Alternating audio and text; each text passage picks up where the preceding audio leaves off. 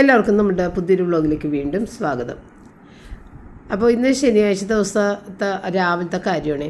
രാവിലെ നമ്മുടെ റിച്ചാണിനെ pre wedding ഫോട്ടോൻ്റെ ഒരു ഷൂട്ടിന് വേണ്ടിയിട്ട് ഒരു 6:45 വീട്ടിൽ നിന്ന് പോകണം. നമ്മൾക്ക് പിന്നെ ഇവിടെ തൊട്ടടുത്ത് തന്നെ എല്ലാം ലൊക്കേഷനുകൾ, സാധാരണ സേവ് ദ ഡേറ്റ് എടുക്കുന്ന ലൊക്കേഷനുകൾ നമ്മളുടെ വീടിൻ്റെ അടുത്ത് തന്നെയാണ്. ദൂരെ നിന്ന് ആളുകൾ നമ്മളുടെ വീടിൻ്റെ അവിടെ വന്നിട്ടാണ് ഈ ഒരു ഷൂട്ട് ചെയ്യുക. ഇപ്പം നമ്മൾക്ക് ഒരു സ്ഥലത്തേക്ക് പോകണ്ട, പെട്ടെന്ന് തന്നെ പുറത്തേക്ക് ഇറങ്ങിയാൽ നമ്മളുടെ ഏതൊരു ഭംഗിയുള്ള ഒരുപാട് ലൊക്കേഷനുകളും ഒക്കെയുള്ള ഒരു സ്ഥലമാണ്. അതുകൊണ്ട് നമുക്കിങ്ങനെ ട്രാവൽ ചെയ്ത് ദൂരേക്ക് പോകേണ്ട കാര്യമില്ല. നമ്മളുടെ വീടിൻ്റെ തൊട്ടടുത്തുള്ള ഏതെങ്കിലും സ്ഥലത്ത് തന്നെയാണ് ഈ ഷൂട്ട് ചെയ്യണത്.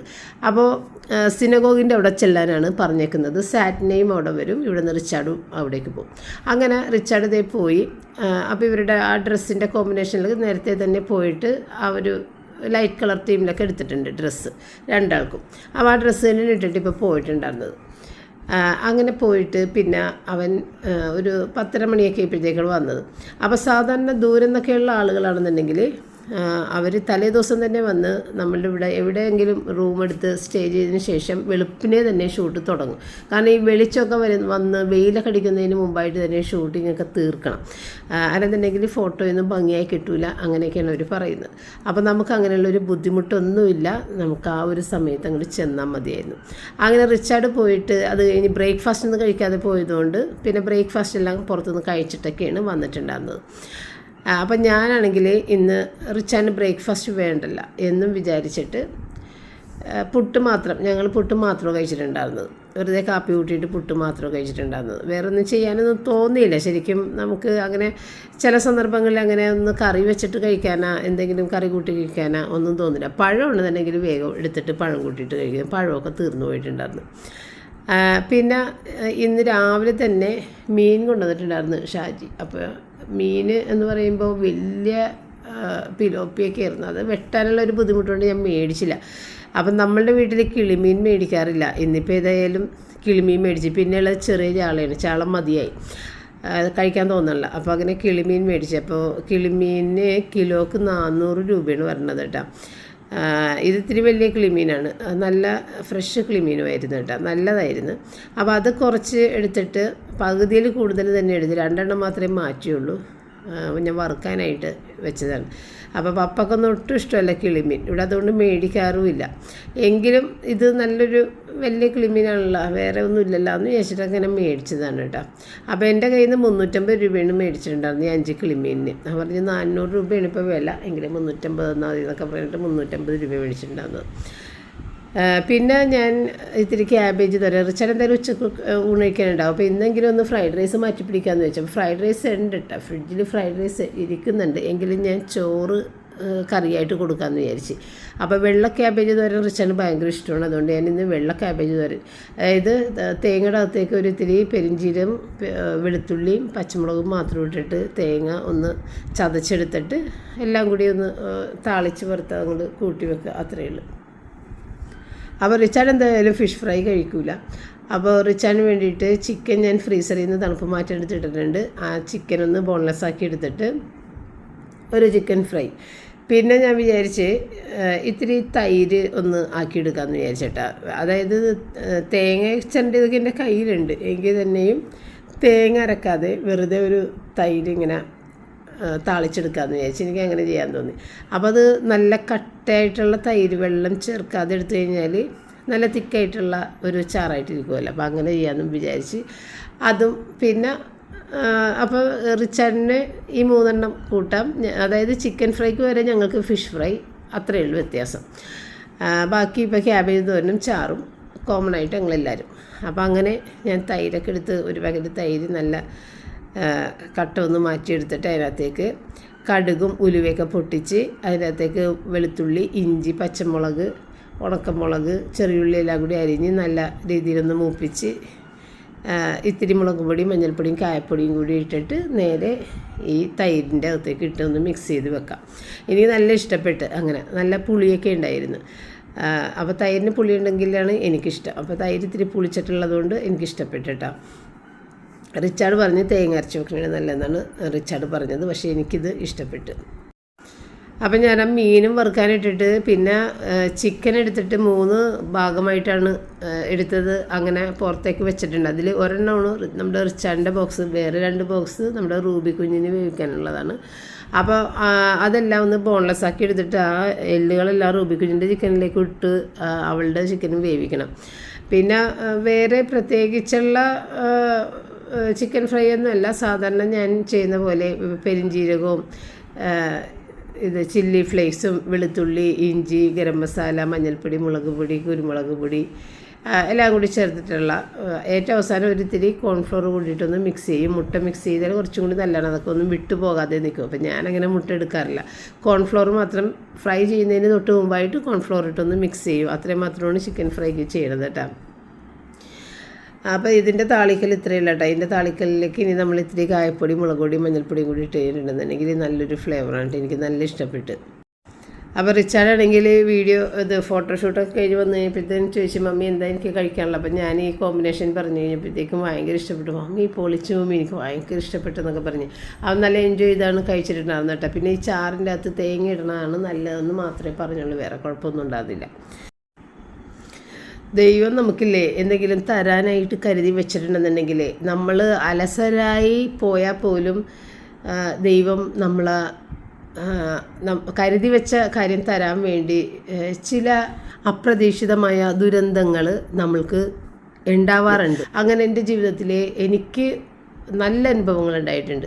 കാരണം നമ്മൾ ചെയ്യൂല, നമ്മളിങ്ങനെ തണുത്ത് മരവിച്ചിരിക്കണേണ് എന്ന് ദൈവത്തിന് തോന്നുമ്പോൾ കിടന്ന് ഉറങ്ങുമ്പോൾ ഒരു അടി തന്നാൽ എങ്ങനെ ഇരിക്കും, ചാടി എഴുന്നേക്കൂലേ എന്ന് പോലെ നമുക്കൊരു അനുഭവം ഉണ്ട്. അപ്പോഴായിരിക്കും നമ്മൾ ഉണർന്ന് പ്രവർത്തിക്കാൻ പോകുന്നത്. അപ്പം നമ്മൾ ഇങ്ങനെ സങ്കടപ്പെടും, ഞാൻ ആർക്കും ഒന്നും ചെയ്തില്ലല്ലോ, ഞാൻ എൻ്റെ കാര്യം നോക്കി അടങ്ങി ഒതുങ്ങി ഇരിക്കണല്ലേ, എന്നിട്ട് എന്തുകൊണ്ടാണ് എനിക്കിത് വന്നതെന്നൊക്കെ ഇങ്ങനെ നമ്മൾ വിലപിക്കാറുണ്ട്. ഒരുപാട് ആളുകളുടെ ജീവിതത്തിൽ അങ്ങനെ സംഭവിച്ചിട്ടുണ്ട്. ഞാനിത് പറയണ കേൾക്കുമ്പോൾ നിങ്ങളും ചിന്തിക്കും ശരിയാണല്ലോ. അപ്പോൾ എന്താണെന്നറിയാമോ, അതിൻ്റെ ഉദ്ദേശം നമ്മളിങ്ങനെ അടങ്ങി ഒതുങ്ങി ഉള്ളതും കൊണ്ട് എങ്ങനെ പോകുന്ന സമയത്ത് ദൈവത്തിൻ്റെ ഒരു പദ്ധതിയുണ്ട്. നമ്മൾ ഇതുപോലെയൊന്നുമല്ല, കുറേയും കൂടി അടിപൊളിയാക്കണം എന്ന് ദൈവത്തിന് തന്നെ തോന്നും. പക്ഷേ നമ്മളിൽ നിന്നും യാതൊരു കോൺട്രിബ്യൂഷനും കാണാതെ ആകുമ്പോഴാണ് ദൈവം ഇതുപോലെ ഒരു അടി നമുക്ക് തരുന്നത്.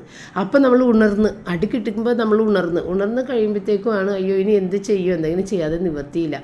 അപ്പം നമ്മൾ ഈ പൊട്ടക്കണത്തിലെ തവളനെ പോലെ ആയിരിക്കുള്ളൂ ജീവിക്കുക. അത് മാത്രമേ ലോകമെന്ന് വിചാരിച്ചാൽ ജീവിക്കുക. പക്ഷേ ദൈവത്തിനൊരു പദ്ധതിയുണ്ട്, ഇവനെ വലിയൊരു വിശാലമായ ലോകത്തേക്ക് ഇറക്കണമെന്നുള്ള. അപ്പം നമ്മൾ നിർബന്ധിതരായി കഴിഞ്ഞ് ഇവിടെ നിന്ന് പോകാതെ നിവൃത്തിയില്ല, വേറെ കാര്യങ്ങൾ തേടിപ്പിടിക്കാതെ നിവൃത്തിയില്ല. അങ്ങനെ നമ്മളെ ദൈവം ഉന്തി ആ വിശാലമായ ലോകത്തിലേക്ക് കൊണ്ടുപോയിട്ട് എത്തിച്ച് തരും.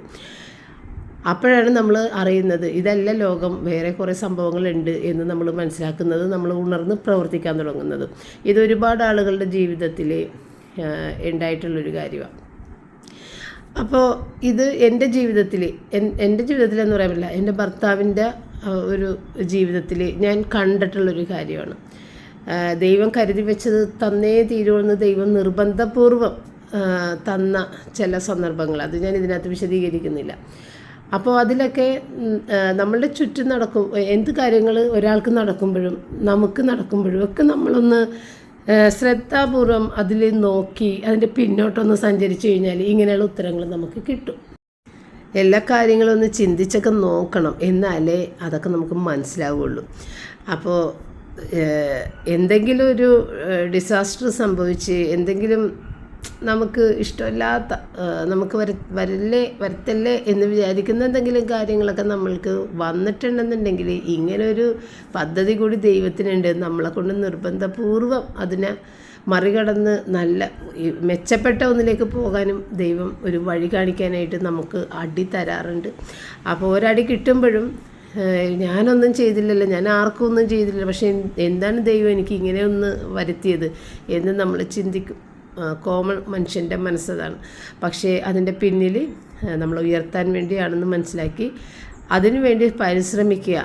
അപ്പോൾ പരിശ്രമം ഇല്ല എന്ന് തോന്നിക്കഴിഞ്ഞാൽ ദൈവം തന്നെ പരിശ്രമിപ്പിക്കും, അങ്ങനെയുള്ള സന്ദർഭങ്ങൾ തരും. അപ്പോൾ അങ്ങനെയാണ് എന്ന് മനസ്സിലാക്കി മുന്നോട്ട് പോവുക. അല്ലാതെ വീണ്ടും വിഷമിച്ച് ഇപ്പോൾ പറയാറില്ലേ, തളർത്താനും വളർത്താനും സാധിക്കും, അല്ലെന്നുണ്ടെങ്കിൽ വാഴാനും വീഴാനും സാധിക്കുമെന്ന് പറയാറില്ലേ. പഴയ ആളുകൾ പറയുന്ന കാര്യങ്ങളാണ്. അപ്പോൾ അതൊക്കെ ഓരോ ജീവിതങ്ങൾ എങ്ങനെയൊക്കെ പോകണമെന്ന് ദൈവത്തിൻ്റെ പദ്ധതികളുണ്ട്. അപ്പോൾ അതനുസരിച്ചിട്ടൊക്കെ പോകും. അപ്പോൾ ഒരുപാട് വിഷമഘട്ടങ്ങളിലൂടെയൊക്കെ കടന്നു പോകുന്നവരാണെങ്കിൽ അത് ചിന്തിക്കുക. കൂടുതൽ വിഷമങ്ങൾ കൂടുതൽ ആളുകളിൽ നിന്നും നമുക്ക് നമ്മുടെ മനസ്സിനെ വേദനിപ്പിക്കുന്ന രീതിയിലുള്ള പെരുമാറ്റങ്ങൾ, ഇൻസൾട്ട്, ഇതെല്ലാം നേരിടുമ്പോൾ നമ്മൾ വിചാരിച്ചോ നമുക്ക് നല്ലത് വരാൻ പോകുന്നുണ്ടെന്നുള്ളത്.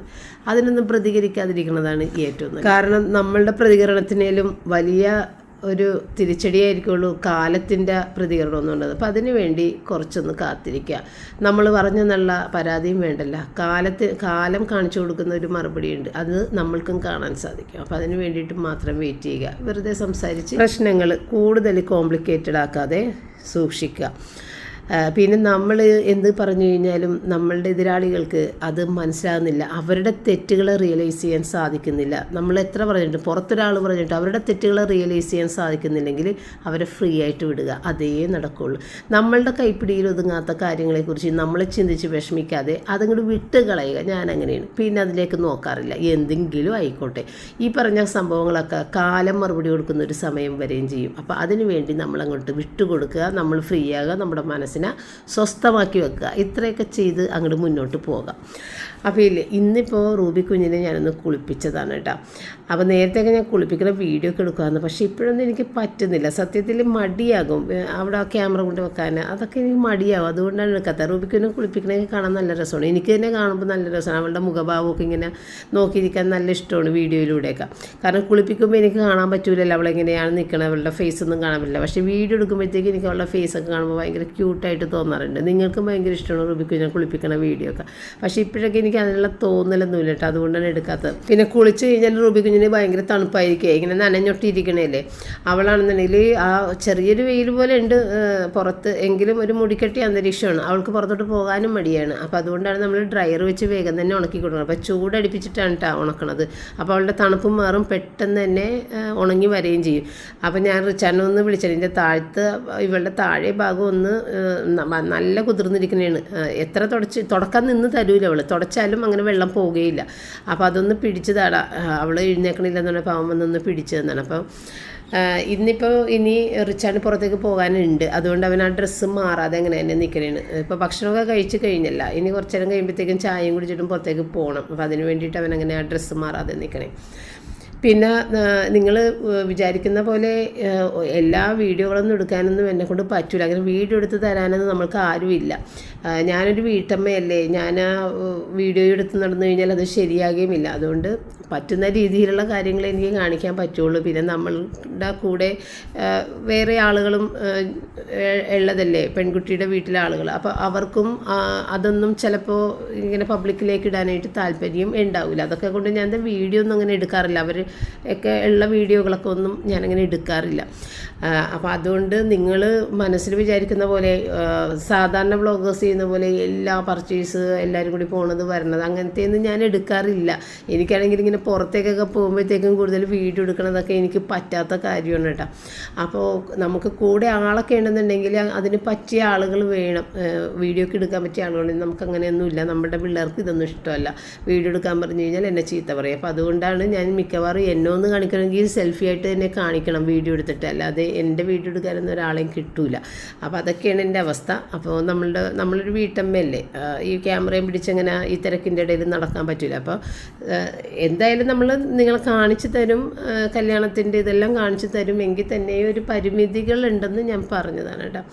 അപ്പോൾ അതേ വൈകുന്നേരം ചായയും കൂടി കുടിക്കാനായിട്ട്, ചായ കുടിച്ചിട്ട് വേണം റിച്ചാന് പുറത്തേക്ക് പോകാൻ. അപ്പോൾ ഇത്തിരി ചീറ്റോസൊക്കെ മേടിക്കണം എന്നൊക്കെ പറഞ്ഞ് ചീറ്റോസ് കഴിച്ചിട്ട് കുറേ നാളായപ്പോൾ ചീറ്റോസ് മേടിച്ച്, എനിക്കാണെങ്കിൽ കപ്പലണ്ടി തിന്നണമെന്നൊരാഗ്രഹം തോന്നി. അപ്പോൾ ഞാൻ മസാല കപ്പലണ്ടി മേടിച്ച്, പപ്പക്ക് ബ്രെഡും മേടിച്ച്. അപ്പോൾ ഇത്രയും ഉണ്ടാകുന്നുള്ള വീഡിയോ അതിൻ്റെ പേര്. നാളെ വീണ്ടും കാണാം.